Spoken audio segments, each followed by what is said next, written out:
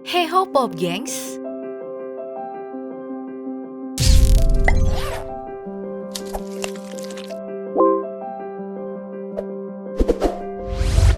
Oke, ini udah kesekian kalinya kita bahas tentang kebaikan orang. Gak ada habisnya ya. Iya, itu bener. Aku ingin membahasnya lagi dan lagi untuk kalian. Biar apa? Biar kita bisa banyak belajar kalau di dunia ini ada banyak orang dengan sukarela membantu orang lain. Bahkan ada yang sampai mendonorkan organ tubuhnya loh untuk orang yang gak dikenal. Aku mulai dengan kejadian di Carolina Selatan. Ada bayi usia 10 bulan tersedak gara-gara kue. Orang tuanya udah panik dan semua orang di restoran juga ikut panik. Yang kayak gini jangan dianggap remeh ya, karena jalan nafasnya itu bisa ketutup dan dalam cuman hitungan detik nyawanya jadi taruhan. Tapi ada seorang polisi kota bernama Hillard mengambil tindakan cepat. Ia berlari ke mobilnya dan mengambil life vac, vakum yang biasa digunakan kalau ada orang yang tersedak. Untung, kue yang masuk di mulut bayi ini bisa dikeluarkan. Aku sendiri jadi terharu lihat ini.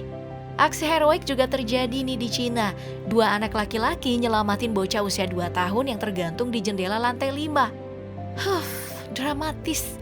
Bocah ini terus saja menggoyang-goyang kakinya. Berusaha naik sendiri di atas jeruji, tapi nggak bisa. Nyaris saja jatuh. Menurut laporan sih, ibu gadis ini sedang keluar. Terus melihat anaknya di jendela. Oke, ini pelajaran ya buat yang punya bayi ya. Jangan ninggalin bayinya sendirian. Masih untung ada 2 anak tadi. Aku juga punya momen yang cukup bikin haru nih. Ada seorang petugas kebersihan yang dengan senang hati bermain dengan anak-anak di sela pekerjaannya. Coba kamu perhatikan deh. 3 anak ini ya dengan sengaja menunggu Anthony si petugas kebersihan cuman untuk bisa digendong. Yang bikin aku salut ya, Anthony rela mau turun dari mobilnya dan bermain bersama anak-anak. Kebanyakan orang mungkin menganggap remeh pekerjaan seperti Anthony yang cuma petugas kebersihan, atau mungkin banyak yang beranggapan kalau apa yang dilakukan Anthony cuma hal sepele. Tapi bagi anak-anak itu sudah bisa membuatnya senang.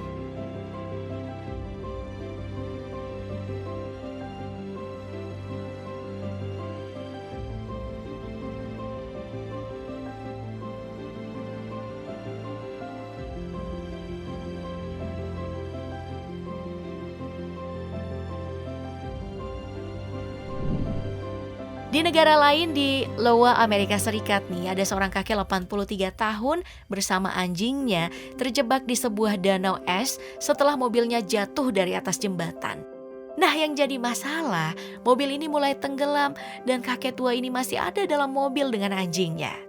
Seorang remaja 17 tahun yang ada di sekitar danau melihat kejadiannya dan segera melompat ke danau es, terus berusaha menghancurkan kaca mobil bagian belakang. Gak lama, anjing dan si kakek bisa keluar dari dalam mobil.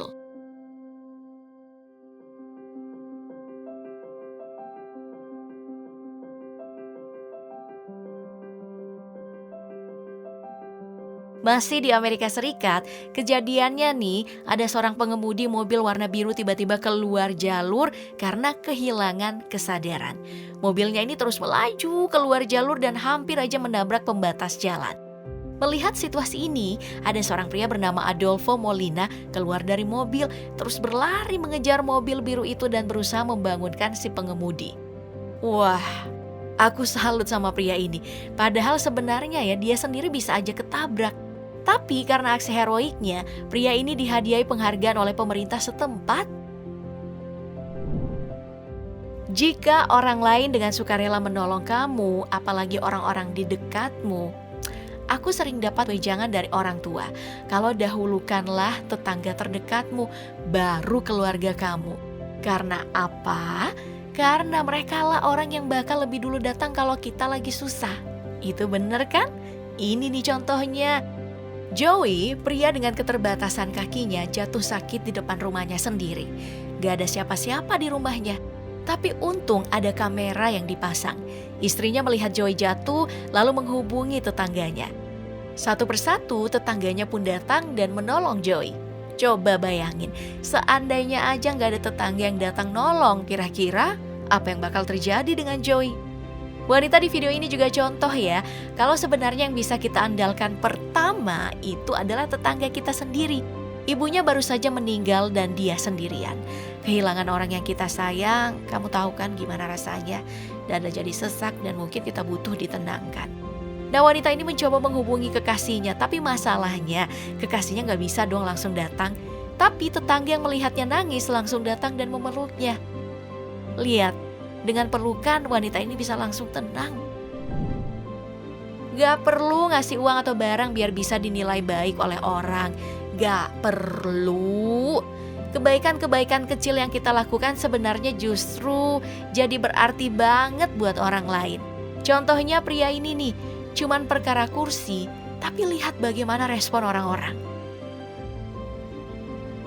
Atau bagaimana pria ini ngasih tempat duduk untuk perempuan di kereta. Sepele emang. Sebenarnya juga pria ini berhak untuk duduk, karena yang harus didahulukan itu ibu hamil, orang disabilitas, lansia, dan penumpang yang bawa anak. Tapi dia milih untuk mendahulukan perempuan itu. Perhatikan juga nih, cuma naruh tangannya di kursi biar orang yang tidur di depannya itu bisa nyenyak. So sweet banget sih. Nah ini nih yang aku maksud tadi, kecil tapi sangat bermanfaat dan hangat untuk orang lain. Coba deh bandingin, waktu pria ini belum naruh tangannya di kursi, kepalanya goyang-goyang kan? Tapi pas tangan si pria di belakangnya ini ditaruh di kursi, lihat, jadi nyenyak kan? Oke, sekarang aku mau minta pendapat kamu tentang foto ini. Kamu pasti bilang, anak-anak yang berbakti ya, ngeletakin tangannya di bawah kepala ibunya, biar bisa jadi bantal, terus membawa tas belanjaan di sebelah kiri dan tas ibunya di sebelah kanan. Lebih mulia lagi, anak ini ternyata juga nyerahin kursinya ke ibu di sampingnya yang lagi bawa kereta dorong bayi. Sederhana kan? Tapi semua orang tua pasti bangga dengan sikap anak ini. Perempuan ini juga harus kita acungi jempol. Lihat bagaimana dengan senang hatinya membantu seorang kakek tua yang menderita Parkinson untuk membaca koran. Hal-hal kecil kayak gini kan bikin malaikat ngecatat amal baik kamu. Pesan aku, jangan nunggu kaya untuk berbuat baik sama orang lain ya. Di Louisiana ada satu kisah yang menarik untuk kita bahas juga nih. Jack, orang yang hampir divonis mati dan cuman punya sisa beberapa hari saja karena serangan jantung yang diderita. Tapi kenyataannya, ia berhasil selamat setelah dapat donor jantung dari seorang perempuan 20 tahun bernama Abe yang sudah meninggal. Ya mungkin terdengar biasa ya, orang meninggal jadi pendonor organ tubuh. Emang biasa. Tapi yang tidak kita tahu, ternyata Abe ini sudah mendaftarkan dirinya sebagai pendonor sejak umurnya masih 16 tahun. Ayah Abe, Bill Corner, mencoba mencari siapa penerima donor jantung anaknya. Bill pun lalu naik sepeda melintasi negara bagian sejauh 2.250 km. Perjuangannya pun berbuah hasil. Dia bertemu Jack.